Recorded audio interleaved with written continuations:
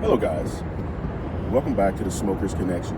My name is Tim, or you can call me T, and today I have a very interesting combination. Starting out with the Cohiba Riviera that I will also be pairing, interestingly, with not a Kentucky bourbon,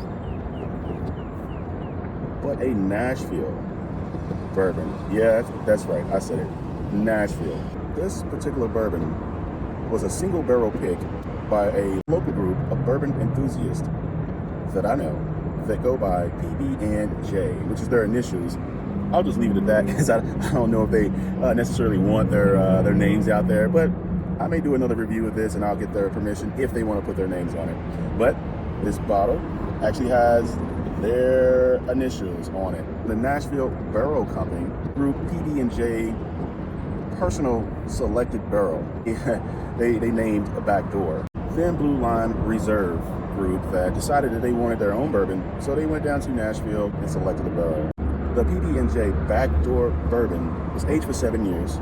It's around 117 proof and 58% alcohol proof. Obviously, you can see I've had a little bit of this already because I begged these guys to death to allow me to acquire a bottle so I can. Initial taste notes from this was wood, oak, quite a bit of sweetness, caramel, and vanilla. However, I will be pairing it with the Cohiba Riviera. It's going to be very interesting. I'm going to let you guys know what I think. The Cohiba Riviera was released in 2023, and it was a change for the Cohiba company because it's the first time ever that they decided to do a box press for their cigar, which is something they've never done before. Also a first time for Cohiba. They decided to use a Mexican San Andreas Maduro wrapper, a Nicaraguan Codega, if I'm pronouncing it correctly. They decided to also use a Connecticut Seed Honduran broadleaf binder. I have not had this cigar yet. I actually won this at a Cohiba event, so I don't necessarily at the time knew what the price point was, but I did my research and it's around about $20. They stated that the taste notes are white pepper, leather, cedar, coffee bean, and it could be a little earthy, but you guys know me and watched some of my other episodes.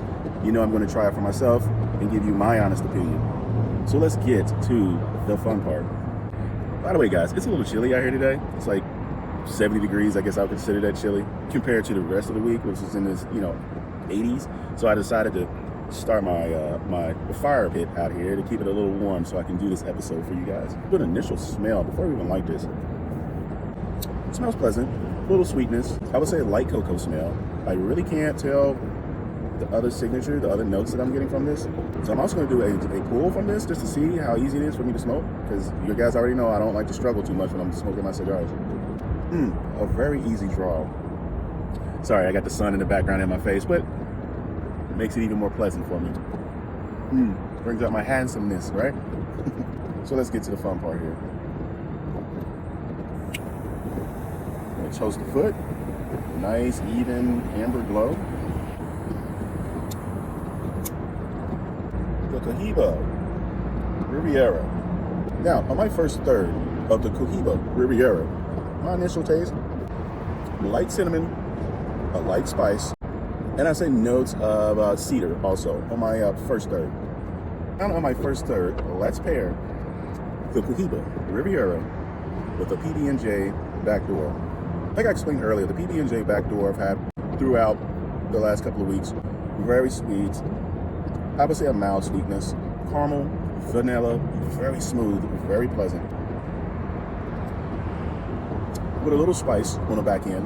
But let's pair it with the Cohiba Riviera. When I compare it with this cigar, it burned the back of my nose and my throat.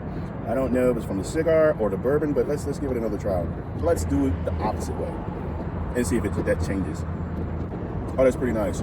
I think it's probably the way that I drew in the smoke, which caused that burning sensation. But when I switched the order, it didn't cause that anymore. So in his first third, I'm impressed with the combination of both. They're not necessarily similar, so I thought that's what would make this very interesting. Surprisingly, Cohiba this time also decided not to go with their normal Dominican tobacco blend. So I'm going to assume that Cohiba at this particular time when he created this cigar, like, you know what, we're just gonna go completely different and see what happens, see what the people think. And at this point right now, I am part of the people.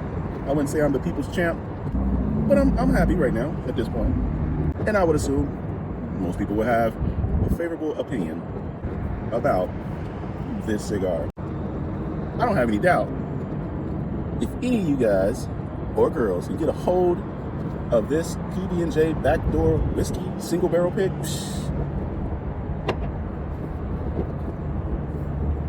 you wouldn't have nothing negative to say about it. I would assume you would probably try to acquire 10 bottles if you could, but unfortunately, it's a single barrel, so it's never going to be a thing again. So at another time, if I can get lucky and catch up with these guys and they got another barrel pick, I'll see if I can finagle me a bottle and let you guys know what I think about that. Still my first third. Starting to get a little changes slightly. A little bit more chocolate, I would say hot chocolate, cocoa, and still it has the cedar on the back end. Let's do another pairing with the PB&J. This stuff is good. Every time it touches my lips, it's just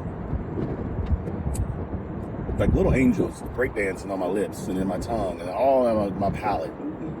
I have no complaints. This group picked an amazing barrel. Thumbs up, guys. Perfect. Still in my first third, approaching my second. The draw is still easy. I had not had to work to enjoy the Cohiba Riviera. The burn has been consistent. I have not had to relight this. It's close enough to my fire, so it's getting a little toasty out here, so I will probably turn my fire either down a little bit or just off. What do you guys think?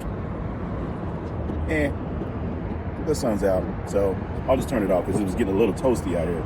Still in the first third, but getting closer to approaching my second third, I'm starting to get those hints of those coffee beans. I really am. Cocoa, coffee beans, I'm really getting that distinctive taste right now. It's very interesting. Now let's pair it with the PB&J backdoor bourbon. Still a very pleasant pairing. It's not super spicy. It doesn't set my mouth on fire. It's pretty good right now. It really is. So I don't have any complaints at this point. Guys, it got a little bit more chilly out here. I punked out. I had to turn the fire back on. You know, I thought it was gonna be tough. Like, nah, I'm good out here. No. The wind has picked up. Obviously, you guys see that I live on the Ohio River. So, yeah, the weather, the temperature can change like that. I hope that everyone that's viewing my channel, The Smoker's Connection, is having an amazing day, because I am. So I hope you are as well. And I also hope and wish that my content puts a smile on your face. May jog your curiosities about certain spirits and cigars and trying them for yourself. Everyone's palate is different, okay?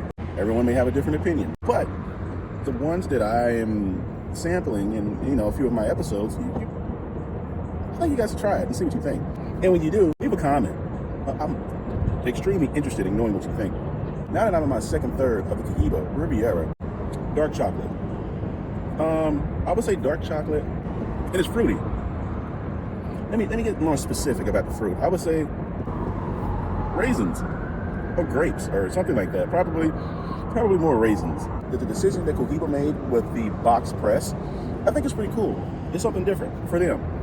I've seen a few other companies try it, and it works for them, but it's really comfortable in my hands, in my grip. I know some people smoke their cigars a little different, but I like to hold mine in my first two fingers.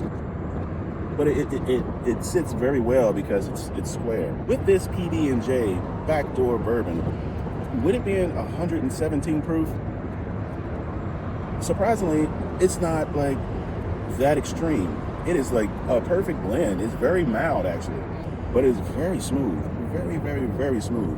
Doesn't have a funny, weird aftertaste or burn. As I'm pairing the Cohiba Riviera with a PB&J backdoor bourbon, the taste profile is interesting between the two, especially when I sample the bourbon. Now getting more caramel, vanilla, light chocolate. I'm also getting like hints of like baked goods, like if you're in a bakery or something like that pleasant bread smell when you're in an actual bakery, not like just you buying the stuff that's already manufactured and boxed up. I'm talking about like an actual bakery where you just get that wonderful smell of bread. Hopefully you experienced it And once you have, you'll never forget it. So that's why I know what I taste. So a fresh bakery. This is what I'm getting. And when I pair it, the cigar is making for a pretty good afternoon. Give me my honest opinion, guys. I'm not sponsored or getting stuff for free or any of this stuff. Well, at least not as of yet. But if it's something I don't like about a particular product, I'm gonna let you know. I just want you guys to actually know what the common man thinks. If you don't agree with me, that's fine. You can make your own videos and give a complete dissertation, complete opposite of what everything that I'm experiencing here. But you're probably not gonna get this. You can score one of these, but you're not gonna. Yeah, you definitely not gonna get that. So good luck. So you're gonna have to compare this Cohiba Riviera with something else. So this is something that's not gonna happen again, okay? But if you guys do decide to do that, let me know. I'm very interested. And also, I'll definitely will respect your opinion and your palate. But for me, this right here is the shiznit. Okay? With the Cohiba Riviera, Cohiba just they just make incredible products. But I'm completely honest, and I always will be. But for this pairing, it's pretty dang good. Now that I'm in my third, almost to my final third, but in my third, I've been enjoying this a little bit too much. But the cigar it wasn't really that big, so maybe I should have did my review a little bit faster. However, now that I'm in my third, approaching my final third, the notes that I am getting now, it's pretty earthy. A light earth. I would say that this cigar, Robusto Maduro, is a medium to full body cigar. Now to my official final third, now that I'm here, let's remove this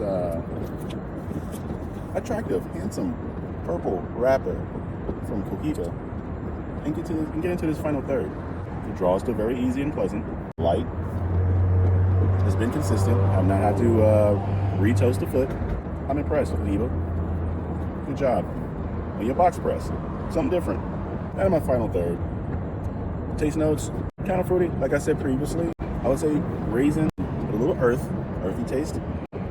Very pleasant. Nothing too brutal on the back end.